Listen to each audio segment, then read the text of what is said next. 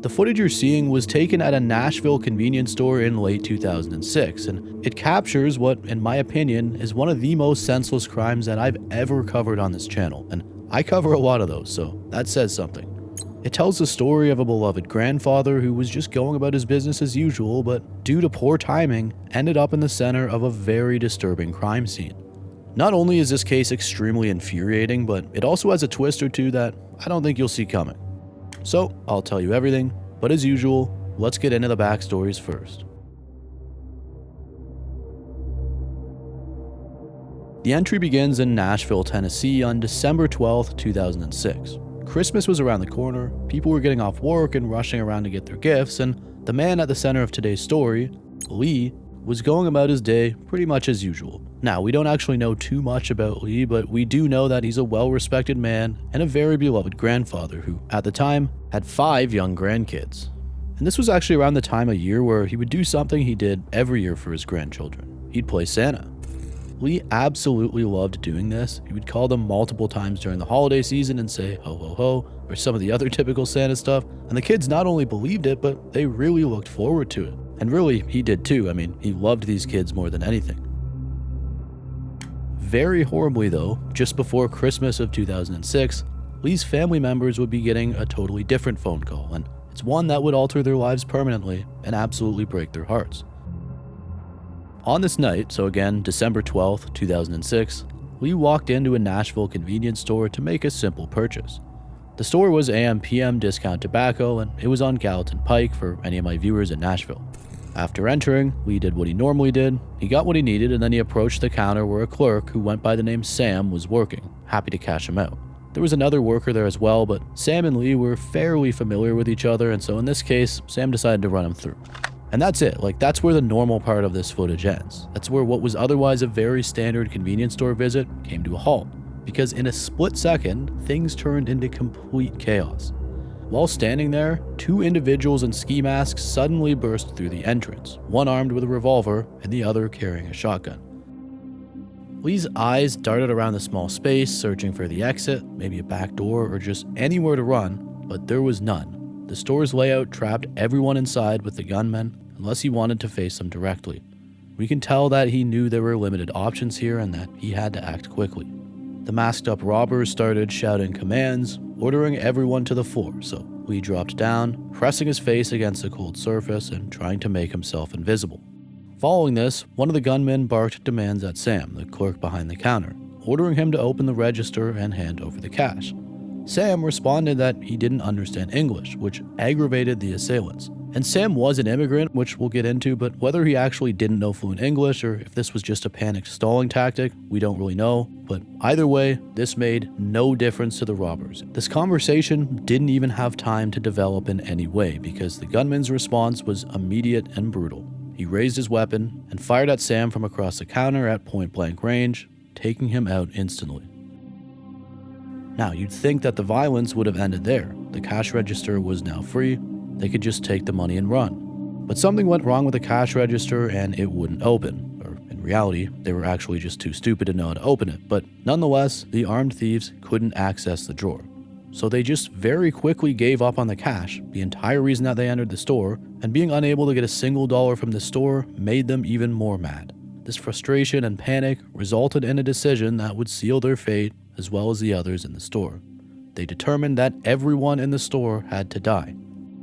One attacker moved toward the other clerk who was lying on the floor and discharged their weapon. This other worker, much like Sam, would not make it through the event. The second gunman turned their attention to Lee and also discharged their weapon. For Lee, who was on the ground, the shot came mostly without warning. I mean, his face was downwards and he really didn't know what was happening. The shot hit him and pain would have exploded through his lower back as the shot went through his kidney and part of his colon. He lay there on the ground waiting for what he assumed would be the final moment of his life. The shooter stood over him, aimed the firearm at his head, and pulled the trigger. But believe it or not, this final shot actually never went off. The gun just clicked because it turns out that the chamber was empty. The weapon had run out of ammunition. Lee heard this noise and couldn't comprehend how he got so lucky, but he still knew he wasn't safe. That brief moment, though, gave him a massive boost of energy, and as the 2 criminals fled the store, He got up and his hand shot to his shirt pocket where his phone was tucked away. He pulled it out and managed to dial 911, establishing contact with emergency services. He was still very wounded though, and Lee's problems were really only just beginning.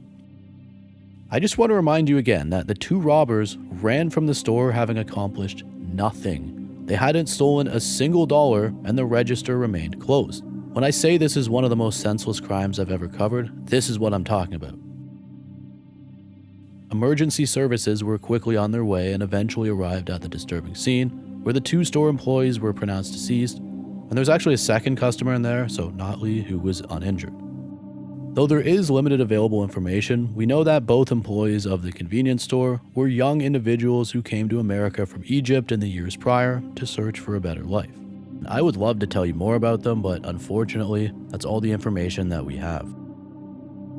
Lee was alive but critically wounded, and things were not looking good for him. He was sent to Vanderbilt University Medical Center in critical condition and was put into a medically induced coma while experts began attempting to save his life. We'll touch back on what happened to poor Lee very shortly, but first I just want to tell you who these armed robbers were because it's pretty wild and you're probably wondering. While Lee was in the hospital, investigators began processing the crime scene, searching for any evidence that might identify the perpetrators. Well, they quickly found it, and it was in the form of a fingerprint. That single impression, which was likely found on the cash register, would unravel this entire case. The print belonged to a man named Joshua Brown, who was in his early 20s and had an extensive criminal record. His history showed a pattern that had been building for years. There were multiple probation violations, criminal impersonation, and much more. Every interaction with the justice system had failed to redirect his trajectory, and because of this, families had to lose loved ones. Police arrested Brown and initially charged him with 2 counts of murder and attempted murder, but the investigation revealed something unexpected about his accomplice. The second shooter, so the person who had fired at Lee and attempted that execution, was a 16-year-old girl. Her name was Rakisha Alderson, and luckily, she would face justice. Her young age was not enough to get her out of this one. And I'll get to the sentencing, but let's touch back on what happened to Lee. I'm just trying to do this chronologically. After being rushed into surgery, doctors worked to repair the massive damage to his internal organs. The bullet's path through his kidney and colon required multiple procedures over several weeks. This was not easy on his body. Here's a segment of what a local newspaper said around a week after the incident. He's connected to a ventilator at Vanderbilt University Medical Center. Every day he fades in and out of consciousness. The contraptions he must wear won't allow him to speak, so he uses his hand and head motions to respond to questions. Much of the time, he is kept in a medically induced coma. Occasionally, he will flutter his eyes when he sees someone he knows. And it was around this point that it really could have gone either way. He was stable but still critical. He could have made a turn for the worse, or he could have improved. It was the holiday season, and his family was incredibly stressed. But I'm very happy to report that despite a long and painful recovery, Lee gradually stabilized, and against considerable odds, he ended up making a full recovery and surviving this incident. James Lee Rayburn would go on to discuss this ordeal on shows like Most Shocking, and despite how horrifying and life-changing the situation was, it's beautiful to see this knowing he has a large family. His grandchildren would indeed get to hear Santa call them in the years to come.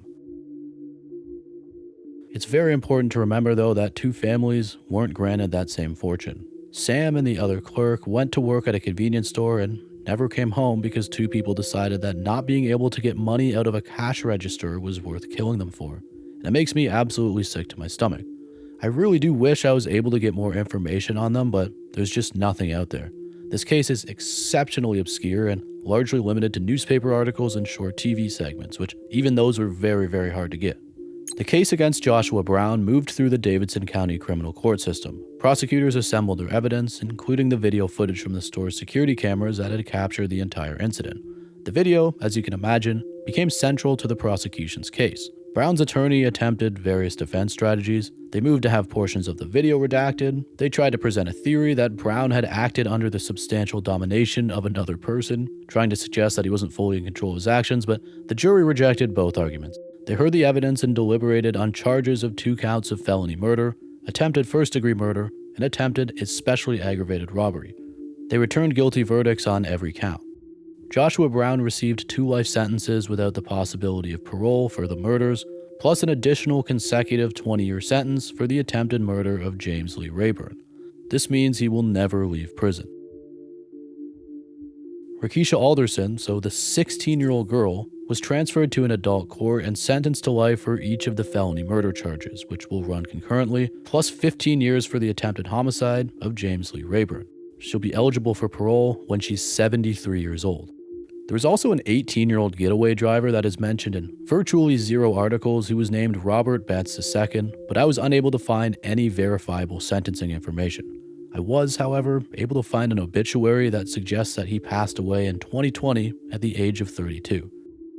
Like with many of the things I cover, the 2006 Nashville convenience store robbery has very little coverage, but it had a massive impact on many people. 2 lives lost and 1 changed forever over $0. This was 100% unprovoked.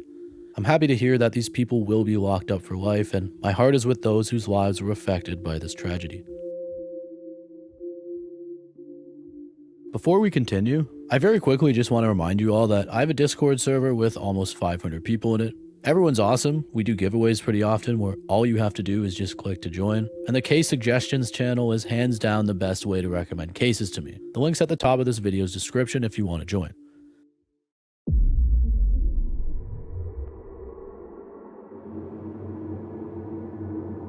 If you're familiar with a lot of aviation accidents or incidents, there's a good chance that you may have heard of the crash involved with this media search. It's not an unknown disaster by any stretch of the imagination. It was actually the first accident involving a US-owned 757, and to this day is considered the most deadly plane crash to ever take place in Colombia. American Airlines Flight 965. The main focus of this segment isn't actually the crash itself, it's about the CVR that was found online in an extremely interesting way, but before we get into that, I'd still like to familiarize you with the crash of AA965. On December 20th, 1995, 163 people boarded American Airlines Flight 965 in Miami, heading to Cali, Colombia for the holidays. Most passengers were coming home to see family after working abroad, with many carrying gifts and just excited to celebrate Christmas with their loved ones. Many others were Americans traveling to Colombia for a vacation. The crew was experienced, and the plane, a Boeing 757, was by all accounts in perfect working condition. The flight did leave almost 2 hours late because of delays waiting for connecting passengers, but nobody was too concerned. As far as the crew saw, this was just a routine day on the job, and for the most part, they would be right. Everything was normal on the flight from Miami until the 757 reached Cali, Colombia. See, the airport there is pretty tricky because it sits in a valley with mountains around it that tower up to 14,000 feet. This means that pilots have to follow a specific path to get in there safely. The crash that followed was influenced and caused by a number of things. For one, this airport had no radar system because it was destroyed by rebel groups during an ongoing conflict in Colombia, so air traffic controllers were guiding them purely through radio position reports and pilot navigation. Then, after the pilots switched runways, and while preparing for a direct approach to a different runway, runway 19, the pilots attempted to select a beacon with the letter R as a navigation fix in their flight computer, and this should have aligned them with the correct arrival path according to their approach paperwork. However, the flight's computer system instead defaulted to a similarly coded waypoint called Romeo, so basically it was the wrong R beacon, which was located hundreds of miles away in Bogota. Believing that they were still on track, the crew continued to descend on this night, except they were actually descending into very high terrain, mountains near Cali. And then at 9:41 p.m., as they approached the mountains, the ground warning system suddenly erupted. It said terrain, pull up, and they had 12 seconds from here. The first officer shoved the throttles forward and pulled the plane up hard. The engines roared and the jet started climbing. For a moment, it looked like they might clear the ridge. But there was one critical detail that sealed their fate here. The speed brakes were still out from earlier in the descent. Nobody noticed them in the panic, and with those deployed, the 757 just couldn't climb fast enough. If they had pulled these speed brakes in within 1 second of the warning, the aircraft would have cleared the mountain by just 150 feet. Of course, this didn't happen, and at 9:41 p.m., the plane disintegrated across the ridge. Out of 163 people on board, 159 were killed. 4 passengers did survive, and they were all seated in the same row. And unbelievably, one dog that was in cargo survived this accident as well. The investigation concluded that navigational error, loss of situational awareness, and poor crew coordination were the main causes. Additional factors discussed included language difficulties between the American crew and Colombian controllers, which may have complicated instructions, and reports from survivors of strong fumes in the cabin before the crash, though the latter was never verified as a contributing factor. There's plenty out there on this, it's a pretty well-known one, but what I'm here to get into is a very interesting hunt regarding this accident's CVR, or cockpit voice recorder. This was shared to me by a commenter, and it's a hunt that, as far as we can see, has never been discussed on YouTube before. I know I say that a lot, but this is crazy. When a CVR records a flight crew's final moments, it makes for what is undoubtedly some of the most disturbing audio out there. However, what many of you may not know is that beginning in 1989 and into the early to mid-90s, the act of publicly releasing or leaking these recordings became very frowned upon and eventually straight up illegal in the US outside of some very narrow legal circumstances. This was triggered largely by pilots who lobbied in the aftermath of the Delta 1141 crash, which is a horrible recording, but either way, prior to this, when many of the famous CVR recordings you've heard were leaked publicly, this was damaging for many family members, and it was eventually stopped. Now this is pretty much standard worldwide, if not legally then ethically. CVR audio is now kept private, and instead, bodies like the FAA and NTSB sometimes just opt to release transcripts after safety board public hearings. Some people disagree with this heavily and think CVR audio is great for preservation and aviation safety purposes. Others agree with it and think it's unethical to release them. I'll let you make up your own mind on that. But by the time American Airlines Flight 965 crashed in December of 1995, there should have been virtually no chance for the public to ever hear this cockpit voice recorder audio. Even when we look on YouTube, we can find tons of audio supposedly from this crash that everyone seemingly believes is real but is just straight up fake, or is explicitly stated to be a recreation. By the way, there's a serious problem with fake cockpit voice recordings, but the thing is, with American Airlines Flight 965, real audio supposedly did once exist, and people very much remember hearing it. Over the years, many people online have claimed that they remember hearing portions of the 965 CVR on a segment of Dateline NBC, where the investigative news series was doing some sort of piece on airline disasters, or maybe just airlines in general. They couldn't quite remember. It was rumored to have aired sometime in the late 90s or into the early 2000s. This is a post on a forum that's dated January 24th, 2000. It discusses reports from around the time that suggests that NBC did indeed air the cockpit recording. It says, "There are very few jobs in this world that are as carefully monitored as that of the airline pilot. Every word an airline pilot utters is recorded.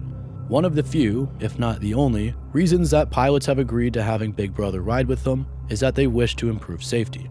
That notion is protected by federal law, which, with a touch of class, prohibits the NTSB from releasing CVR tapes.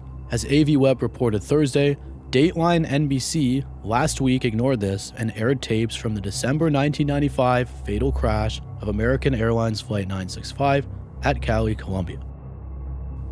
Very well written, by the way, but this is the first piece of evidence that we can see that suggests that this might actually be very real. They then go on to share a link, which I was able to find archives of, and show some proof that the NTSB has tampered with recordings in the past. The NTSB would actually have nothing to do with this one, but don't worry, we'll get into that. There's also later news release statements we can find that share similar sentiments, as well as another news piece dated January 24th, 2002, presumably after a re-airing, that discusses this and shares an equal distaste towards NBC's decision to air this. Furthermore, we have statements showing that Jim Hall, the NTSB chairman at the time, criticized the tape's release on Dateline NBC, and some information saying that the post-crash investigation was handled by an agency of the Colombian government, meaning it would not have been the NTSB who leaked this CVR to NBC. If NBC had indeed obtained this, it was from an unofficial Colombian source, not the US side. And NBC had shared this even after being told that it was not a good idea multiple times. But the thing is, for years, no one has ever been able to find copies or archives of this episode even existing. Now, obviously, these statements and articles show that it likely was real. It's unlikely that this was some sort of hoax, but for years, this Dateline episode became sort of a lost media hunt, and still, no one knew for sure. It's not like this was pursued very hard or anything. It wasn't one of those massive searches. It was limited to a small group, but the point remained, no one had any archives, or at least not that people knew of. Many Dateline episodes are lost, and so this really was just another one of them. That was until very recently, because we now have a copy of this episode, and it does contain the CVR from Flight 965. Now, full disclosure, I don't know exactly who found this. I wanted to credit them, but it appears that the person who did uploaded a YouTube video and then took it down quickly after. But either way, what matters is that this Dateline episode was indeed found, and we know where it is. Over on the Internet Archive, an incredible user named Oakley Tapes has been posting a collection of broadcasts that were recorded in the 80s, the 90s, and into the 2000s. And through enough searching, the Dateline NBC episode was found. It aired on Tuesday, January 18th, 2000, and it has a whopping 37 views as of me recording this, so this discovery is very unknown. Sure enough, if we go to around the 2-hour, 21-minute, and 43-second mark, the segment is real, and sections of this CVR audio are indeed played. The topic of this Dateline NBC segment was standardized English in international aviation. I will say they also could have 100% gone without using this audio. It wasn't really necessary for the segment, and that was pointed out by others in the recent material that I shared. Now, with that being said, these are portions of the CVR. You don't hear really bad stuff or anything like that. Still, for copyright and ethical purposes, I'll just be showing you small sections. The entirety of the footage, as well as the timestamp, will be in the description below if you want to hear more. We have begun our descent for landing at Cali. It's a lovely evening, as we had expected. These cockpit tapes have never before been broadcast. I'd like to wish everyone a very, very happy holiday and a healthy and prosperous 1996. Thank you for coming with us.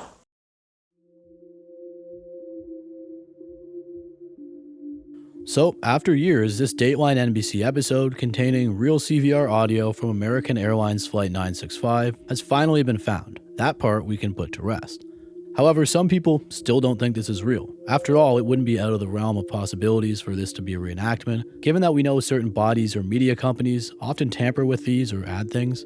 In fact, that's why the person who found this and uploaded it took it down. They think it's fake audio or purely just a recreation. But there's many elements showing that this is very real. The voices that are in this recording match exactly with the transcript releases that have been posted as far back as the 90s. These were headset mics recorded on the Hot channel, so the quality would be better, and I mean, we have public statements from the NTSB chairman, among other sources directly showing their anger towards NBC for doing this. And also, it's clear that this was somehow handed over on the Colombian side. The NTSB would not have leaked this at this point in time. It seems that the only altered portions of these CVR snippets are the overspeed warning sound effects, but still, many are convinced that this is totally fake. I personally believe it is very real, just with added effects, but I'm not an expert, and we do just have limited information. But the information that I do see does lead me to believe that this is very real. And either way, at least the episode was found. My source also thinks this is very real, and thank you so much to them for sharing this with me, by the way. This has been a crazy rabbit hole for me. I've been up at like 4:30 in the morning the past 3 days researching this, and nonetheless, it's awesome that this was finally found. And also, someone tell Blame It on George about this. He'll do more justice than me, and I can send him everything that I've already found. I just don't have a connect with him.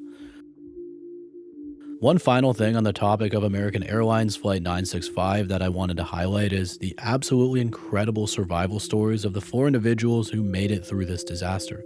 I just listened to the story from the perspective of this 6-year-old girl, Michelle, who survived the crash with her father. Michelle is of course an adult now, but hearing her horrifying accounts and knowing she made it through this is unbelievable. The story about how her brother moved seats before the crash, how she woke up in the pitch black and just knew she wasn't in her bed. I have watched this podcast with her now 3 times, and I recommend it to anyone. I'll also put it in the description. She's got a great voice, she explains everything very well, and trust me, this will keep your attention. With that being said, 159 people were not so lucky on that day, including family of hers. May all of the innocent people who were involved with this disaster rest in peace.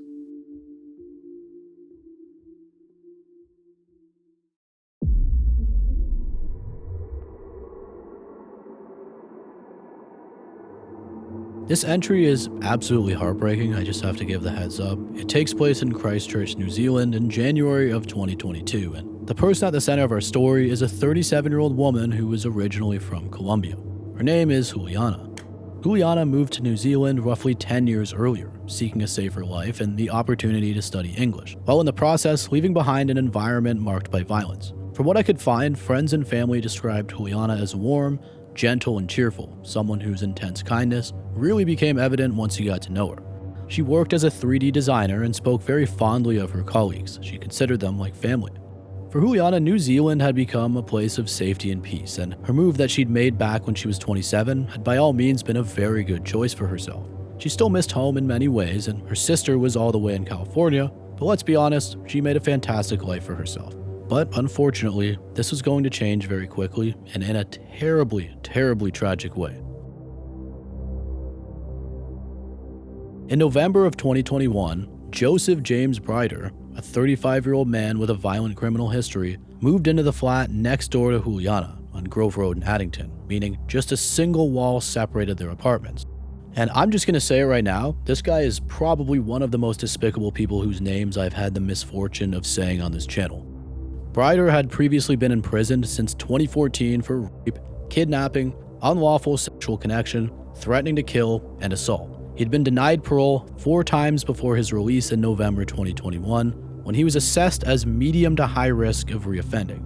Yes, for some reason despite this, he was released, and disturbingly, at that time, New Zealand's corrections policy only notified communities about parolees who had harmed children, not adults. What does this mean? Well, poor Juliana received no information about Brighter's criminal past, and now they were separated by one wall. Brighter's probation officer had noted the risks that this monster posed. In fact, in the days before the event we're about to get into, he was assessed as high risk, an increase in risk from his assessment when he was released. Internal records described him as a strong, powerful man, and any harm to victims would result in serious physical or sexual harm. The officer literally wrote that any attractive female moving into the neighborhood flats or next door would be seen as a potential risk, and that Brighter has engaged in violent and homicidal fantasy. None of this information was shared with Juliana or her neighbors. Brighter also misled his probation officer, claiming that all his neighbors were elderly, but no verification was performed. As you can see, every single thing went wrong here, and unfortunately, it only gets worse. Because very quickly, Juliana had already begun confiding in friends that she felt watched and unsafe. Though obviously at this point, she could not grasp the full extent of the danger. How would she have been able to if she was never notified? Within a week of moving in, Brighter had already begun searching online for Columbia Lady and looked up Juliana's name on social media and search engines.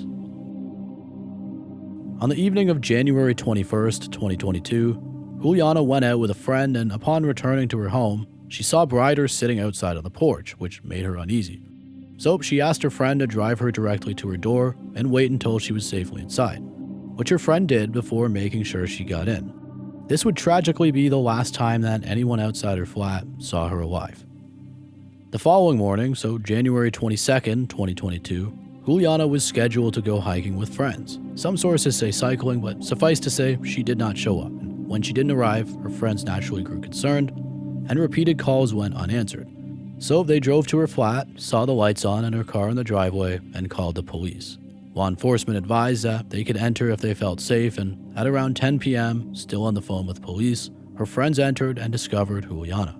She was deceased. What her friends saw is impossible to even try and imagine. Juliana had been attacked while she was asleep after Joseph Brighter had broken into her flat, and she received roughly 30 stab wounds and 51 blunt force injuries. He also did unspeakable things to her, similar to his past charges, and it was clear that she put up a good fight. Perhaps most disturbingly, a sleep app on her phone recorded the first 10 minutes of the attack, capturing her pleading for her life and Brighter threatening her. The Crown prosecutor later remarked that Brighter's cruelty was shown by his callous response to her repeated begging, and as far as I can see, this was not released publicly, but parts of the transcript are out there. I just can't in all good conscience repeat this. I don't think that's necessary for describing this case. But every single possible thing that could have failed Juliana here did, and every single sign was there. The first of which was keeping a high-risk violent offender in public, or even letting out a medium high-risk violent offender in the first place. And if this makes you incredibly angry, it should. This is absolutely disgusting and never should have been able to happen. The night before, Brighter had searched online for content depicting men sneaking on sleeping women, and following this, he breached his 9 p.m. to 6 a.m. curfew to attack Juliana, leaving at around 4:20 a.m. on January 22nd, 2020. Forensic experts found every possible biological marker in both flats, and Brighter was arrested shortly after the discovery. Joseph James Brider appeared in court on January 26, 2022. He first pleaded not guilty in February, but changed to guilty on September 8th of 2022. He admitted it. On February the 1st, 2023, Justice Jonathan Eaton sentenced him to life imprisonment with a minimum non-parole period of 23 years, plus preventative detention, meaning he'll remain under corrections supervision until deemed safe for release, which, yeah, that's not going to happen. And if I have to cover this guy again in 30 years, I'm not going to be happy. To no one's surprise, psychological assessments showed that Brider had psychopathic traits and antisocial tendencies. He was callous, impulsive, and unemotional. He took pleasure in harming others and showed no remorse. He was quoted as saying that he felt better for hurting someone after this murder, and experts doubted he would ever respond to rehabilitation. At sentencing, Juliana's sister, who flew in from California, said she had lost the most extraordinary, affectionate person in her life and was overwhelmed by profound sadness. Juliana had even been planning to visit her family back in Colombia in April 2022, which would have been just a few months after this.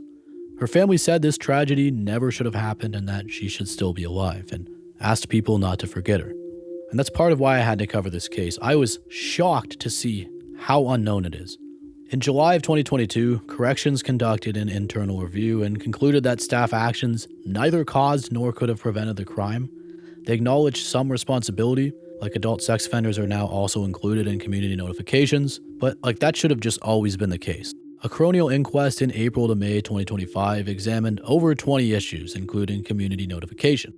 It revealed Brider had lied about neighbors, and the probation officer lacked authority to verify this, but exact findings remain unreleased as of the posting of this video in October 2025, and it's obvious that they just aren't taking the responsibility that they should. Juliana moved to New Zealand seeking safety. She had it for 10 years, and then Joseph Brider moved in next door. Rest in peace to this amazing woman.